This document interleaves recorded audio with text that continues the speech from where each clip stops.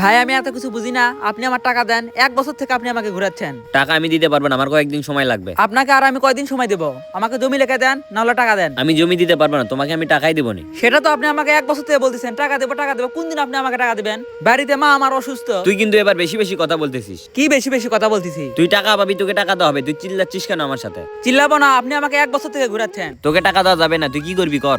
টাকা দেওয়া যাবে না মানে? তুই ভালো হবে বললে তোকে আমি টাকা দিতাম। তার মানে বলতে চাচ্ছেন এখন আর টাকা দিবেন না? তুই খাতা কলমে লেখে নে, তোকে আমি একটা টাকাও দেবো না। আমিও দেখবো আপনি টাকা কেমনে না দেন। তুই যে আমাকে টাকা দিছিস, তোর কাছে কি কোনো প্রমাণ আছে? হ্যাঁ, এটা আমি মানতেছি, আমার কাছে তেমন কোনো প্রমাণ নাই। আপনাকে আমি বিশ্বাসের উপরে টাকা দিছি। তোর বিশ্বাস 5 টাকার স্যালাইনের মধ্যে গুলে তুই খেয়ে নে। ভাই আমার বিশ্বাস নিয়ে আপনি এভাবে খেলতে পারলেন? আমি আপনার বিপদে পাশে দাঁড়াচ্ছিলাম, আজকে আমার বিপদ, আপনি কিন্তু আমার পাশে দাঁড়াচ্ছেন না। আপনাকে ভালোই ভালোই বলতেছি, 2-3 দিনের মধ্যে আমার টাকা আপনি দিয়ে দিবেন। আজকাল কাকে বিশ্বাস করবি বল?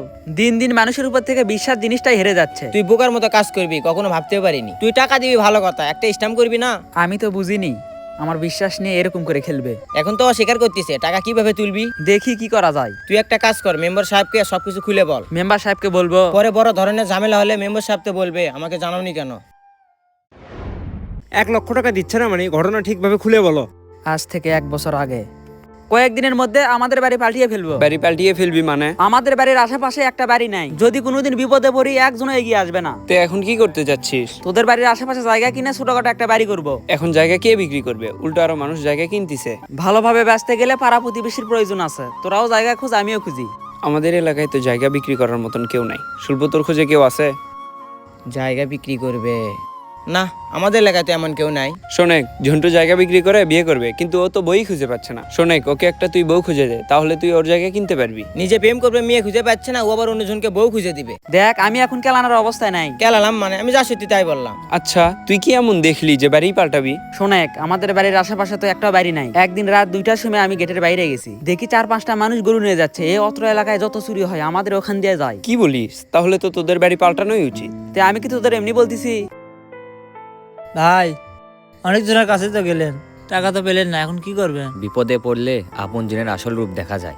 আগামীকাল চাচার অপারেশন, 1 লক্ষ টাকা লাগবে, এত টাকা কই পাবেন? জমি বিক্রি করা ছাড়া আর তো কোনো উপায় নেই। ভাই জমি বিক্রি করবেন? হ্যাঁ, তুইও খোঁজ লাগা, আমিও খোঁজ লাগাই। আচ্ছা ভাই ঠিক আছে। সুমন, আমি তো একটা বিপদে পড়ে গেছি। ধলু ভাই, আপনার আবার কি হলো? আমার আব্বার 1 বছর যাবত পায়ের সমস্যা। আগামীকাল আমার আব্বার অপারেশন করাতে 1 লক্ষ টাকা লাগবে। অনেকের কাছে গেলাম, কেউ দিল না। ভাই, তো আমি এখন কি করব? আমার কাছে তো 1 লক্ষ টাকা নাই। আমি তোমাকে 1 লক্ষ টাকা দিতে বলছি না, আমার জমি আছে রাস্তার সাইডে, আমি বিক্রি করবো, তুমি বিক্রি করে দেওয়ার ব্যবস্থা করো। ভাই, সত্যিই কি জায়গা বিক্রি করবেন? আব্বার পা ঠিক করতে হলে তো জায়গা বিক্রি করতে হবে। ধলু ভাই, জুবাইররা জায়গা কিনবে, আপনি ওর কাছে যান। তুমিও চলো আমার সাথে। না ভাই, আপনি যান, আমার জমিতে ধান কাটতে যাওয়া লাগবে। আচ্ছা ঠিক আছে।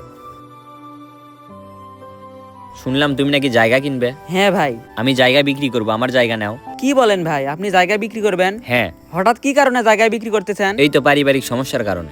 আমি অবশ্য জায়গা খুঁজতেছি, আমাদের যেখানে বাড়ি ওখানে সমস্যা। তুমি আমার জায়গা নেবে? ভাই জায়গা তো নিব, কিন্তু দাম কিরকম? দাম নিয়ে পরে আলোচনা করবো নি, তুমি আপাতত আমাকে 1 লক্ষ টাকা দাও, জায়গা তো তুমি নেবেই। টাকা কি আপনার আজকেই লাগবে? হ্যাঁ। আসেন। টাকা নেওয়ার পর থেকে আমাকে শুধু ঘুরাই, জায়গাও লিখে দেয় না, টাকাও দেয় না। ধলু এরকম, আমি তো আগে জানতাম না। মেম্বার সাহেব আমাকে টাকা তুলে দেওয়ার ব্যবস্থা করে দেন। আচ্ছা ঠিক আছে, আমি ফোন দিলে তুমি এসো। ঠিক আছে মেম্বার সাহেব, আসসালামু আলাইকুম। ওয়ালাইকুম আসসালাম। মেম্বার সাহেব, আমার বয়সী সবাই বিয়ে করলো, এবার আমাকে বিয়ে করার পারমিশন দেন। নিজের খরচ চালাতে পারিস না, বিয়ে করে বউকে কি খাওয়াবি? ধলু ভাই কি অবস্থা?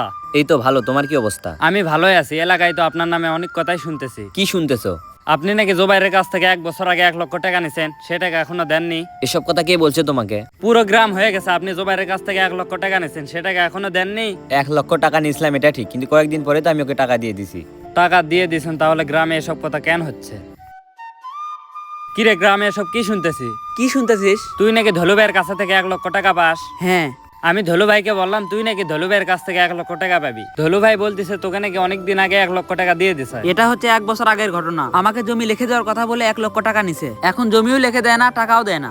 1 বছর আগের ঘটনা, এতদিন কাউকে জানাসনি কেন? আমি বিষয়টি বড় করতে চাইনি। আজকে সকালে আমি ধুলু ভাইয়ের কাছে টাকা নিতে গেছি। ধুলু ভাইকে আমি বলতেছি, ভাই আমাকে 1 লক্ষ টাকা দেন, না হলে জমি লিখে দেন। আমাকে বলতেছে আমি কোনো জমি লিখে দিতে পারবো না, কয়েকদিন পরে তোর টাকা তোকে দিয়ে দেবো নি। এরকম করে কথা চলতেছে। এক পর্যায়ে আমাকে বলতেছে তোকে কোনো টাকা দেওয়া যাবে না, তুই কি করবি কর। তুই যে 1 লক্ষ টাকা দিছিস এর কি কোনো প্রমাণ আছে?